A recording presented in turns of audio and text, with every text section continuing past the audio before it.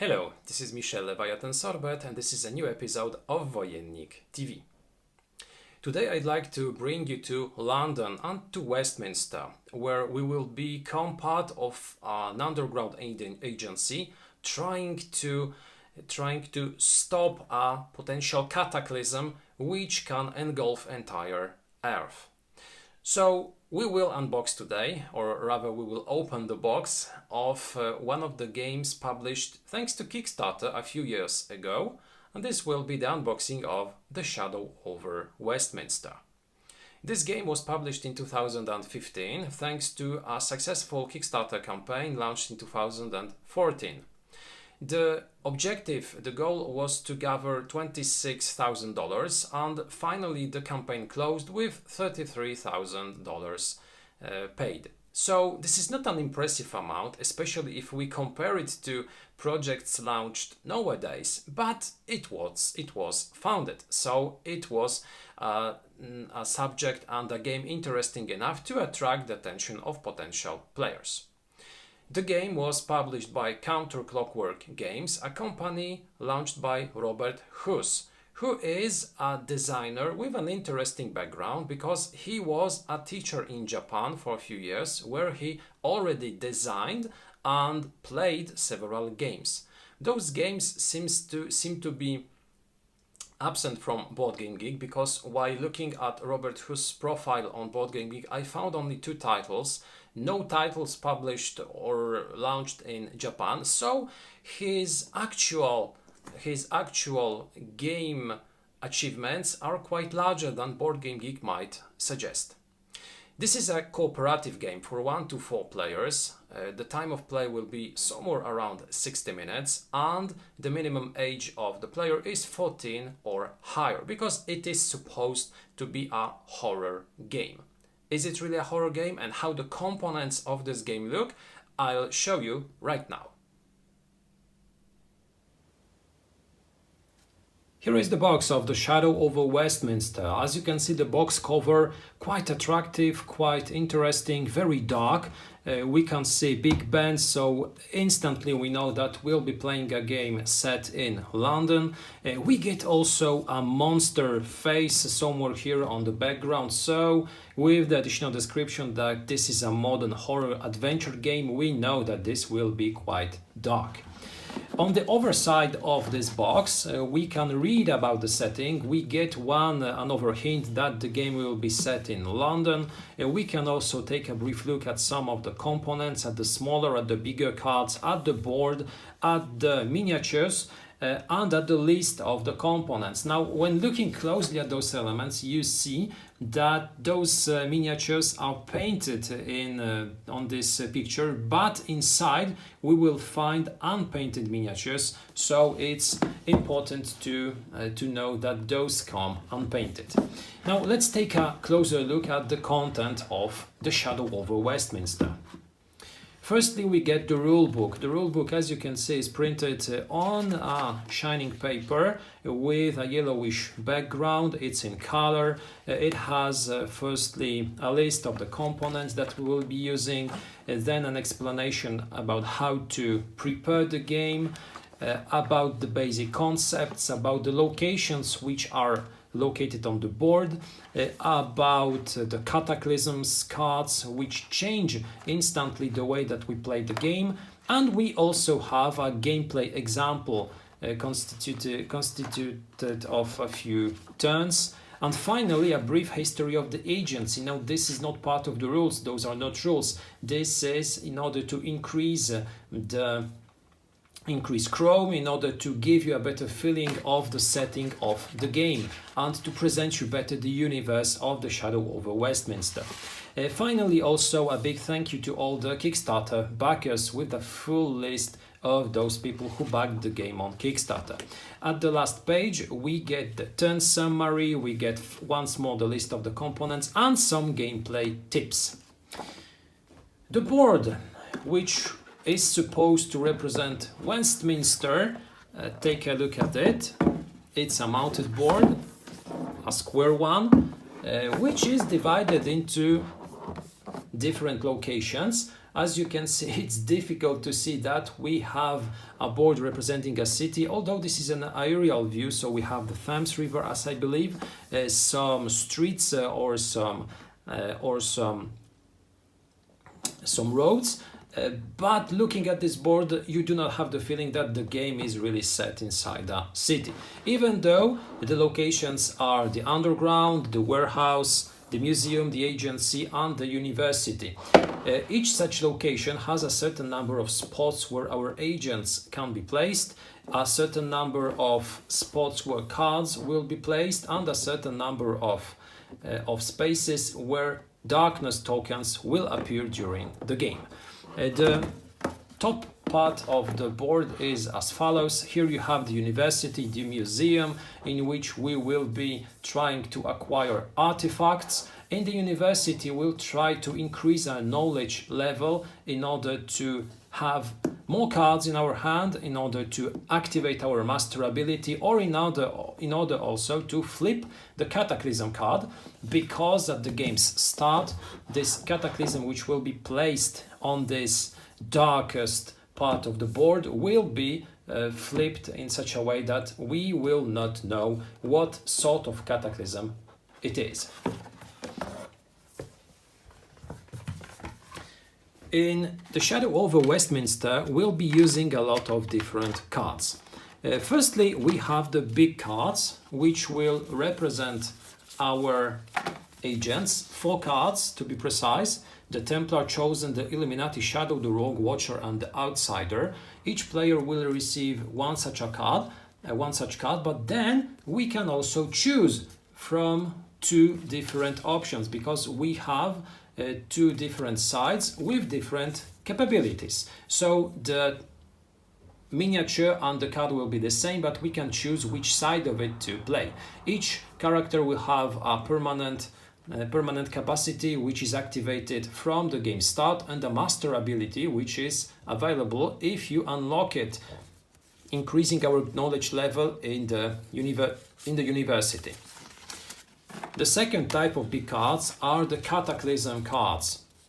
Now those are, as you can see, have a climatic cover, and on the front we have the description of such cataclysms, with firstly a brief description, then with also an information about how this cataclysm changes the basic rules. At the bottom, you also receive the information concerning the number of investigation points that you have to accumulate in order to vanquish or to control, to destroy such a cataclysm card. As you can see, the number of those investigation cards depends on the number of players participating in the game. Among those cards, we have 4 special cards. Those are the betrayal cards, which are associated to the characters present in the game, because it is possible for such a character who decides to switch sides during the game to win on his own and to defeat his fellow colleagues. So this is a nice addition which enables us a certain degree of uncertainty, because this is a cooperation game, but at some point because of this betrayal, it is possible that the game becomes confrontational. We have, as I said, a lot of different card types. Those are the investigation cards, which are used in order to get rid of disturbance cards. We have, as you can see, advanced investigation cards, which have the name of their owner. Those cards are at the game's start, outside of our deck, and we have to buy them, spending research points to add them to our deck. They are special cards which can be acquired only by the corresponding person. At the game's start, we'll receive only basic investigation cards, which, as you can see, give us 1 investigation point, but they are quite weak. So in order to increase our deck strength, we'll have to buy new cards using research points. Those research points are granted, for instance, by talismans. Those are the research points. Talismans are acquired when we get rid of disturbance cards. We get also personal case logs at the game's start, which also give us a certain amount of research points. Additionally, with those research points, apart from buying advanced investigation cards, we can go to the museum and acquire powerful artifacts, which, as you can see, can be quite costly, but they grant us huge benefits. They enable us to manipulate our cards, and they enable us to discard some cards or take extra actions. So those are very useful. Apart from those cards, we have also darkness cards, which are played at the start of each player's turn, and they at most times will require us to place darkness cubes at one of the locations, for instance at the university or at the underground. And if those darkness cubes are numerous, if there are 4 cubes inside a location, this location is consumed by the darkness, and there are negative consequences, including the probability of triggering the cataclysm. We have exposure cards because we, as part of the agency, try to keep to be underground, not to expose ourselves, but sometimes due to our actions or due to the actions of our opponents, we'll have to draw exposure cards. They will be placed inside of our decks and they will hinder our freedom of movement because they will just take space in our decks. We get also disturbance cards, which will be our opponents. We will be trying to overcome them. Each of them will have a certain name, for instance, Walking Dead, Cult Activity, The Well, Vampire Bats, with an interesting description and with a certain number of investigation points that we have to accumulate in order to get rid of such a disturbance. Vanquishing disturbance, vanquishing opponents grants us benefits. It enables us to discard darkness tokens. It also grants us talisman cards. But frankly speaking, when I first saw those cards, I was quite disappointed because I would prefer to get cards with a depiction of the enemy. Okay, it's a vampire bat, we have a description, we can read it, but it would be much more pretty, it would be much more climatic if there were also a picture on the card.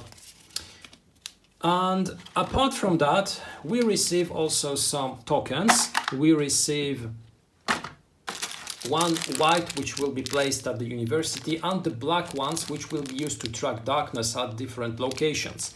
And finally, we receive the 4 miniatures representing the agents. We get 4 of them, as you can see, 2 ladies and 2 gents, and they are quite pretty, quite detailed, as you can see, quite climatic. So I like them in this game. I believe that that's a nice addition. It's good that they are here, that we are not using some other kind of pawns. Each of those miniatures is, as I said earlier, associated to one of the agent cards, which will be used by each player. And that's it when it comes to the components of the Shadow Over Westminster. Now I'd like to share with you my initial thoughts about those components. I haven't explained it earlier, but I have already played the Shadows Over Westminster. I have even reviewed this game a few years ago on my Polish website Board Times.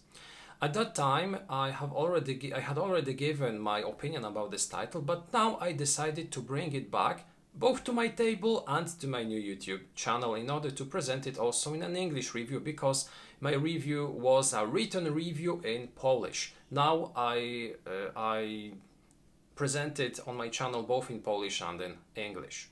Now, taking a closer look at the elements, we might wonder, is it really a horror game? Because horror games should be terrifying. There should be a terrifying subject, a terrifying climate. The elements should further enhance this horror feeling.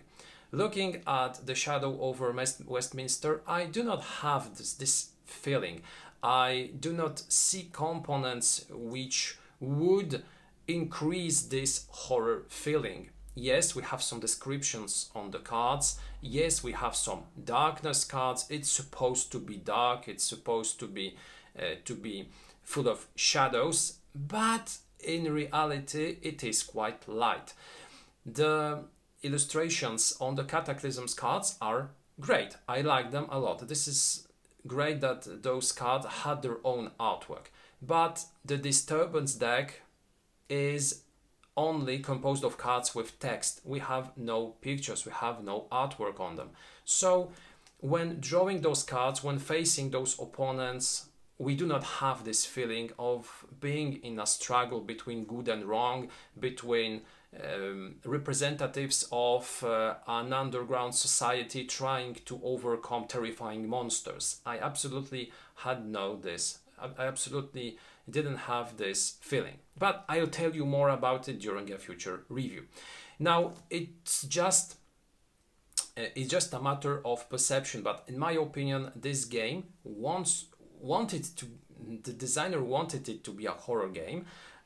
It is sold as a horror game. It was sold as a horror game, but the elements are not very well suited to represent this theme. It's my personal opinion. They are very functional, and it deserves to be said. Both the board, which is not climatic, is very functional, as the cards, which are not climatic, are very functional. The sole downside is that you will be very often shuffling those cards, you'll be drawing those cards. This is a card manipulation game, so those cards will get used if you play this game heavily.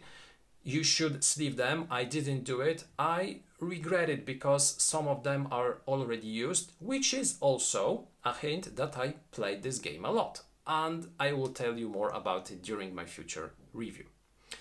Now, this game was raised on Kickstarter in a very different epoch. $26,000, that was the objective. That was quite high at the time.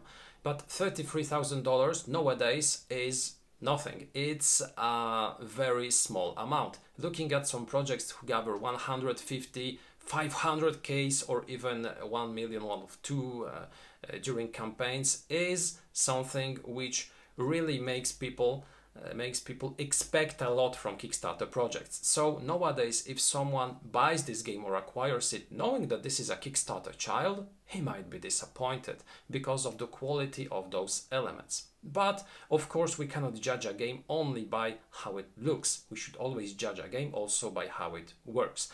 And I will tell you more about my feelings about this mechanical aspect of the Shadow Over Westminster during my review. This was the unboxing of the Shadow Over Westminster, a game published by CounterClockwork games. Thank you a lot for watching this video. I invite you also to take a look at our other materials. We have some videos and unboxings in English. I wish you a fantastic day and see you next time.